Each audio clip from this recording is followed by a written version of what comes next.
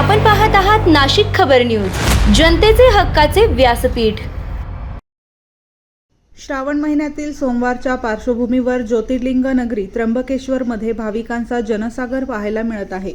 पहाटेपासूनच देशभरातून आलेल्या भाविकांनी भगवान त्र्यंबकेश्वराच्या दर्शनासाठी मोठी गर्दी केली आहे। हर हर महादेव, ओम नमः शिवायच्या जयघोषाने संपूर्ण त्र्यंबकेश्वर नगरी दुमदुमून गेली आहे। मंदिर परिसरासह शहरातील प्रमुख रस्त्यांवर भाविकांची मोठी गर्दी झाल्याने दर्शनासाठी लांबच लांब रांगा लागल्या आहेत। श्रावण सोमवार निमित्त भाविकांमध्ये मोठा उत्साह असून भगवान त्र्यंबकेश्वराच्या दर्शनासाठी भाविक मोठ्या संख्येने दाखल झाले आहेत। गर्दीच्या पार्श्वभूमीवर प्रशासन आणि पोलिसांकडून वाहतूक नियंत्रण तसेच सुरक्षेच्या दृष्टीने विशेष उपाययोजना करण्यात आल्या आहेत। दरम्यान श्रावण सोमवार निमित्त उज्जैनच्या महाकालेश्वर मंदिरातही भाविकांची मोठी गर्दी पाहायला मिळत असून देशभरातील शिवभक्तांमध्ये श्रावण सोमवारचा उत्साह मोठ्या प्रमाणात दिसून येत आहे।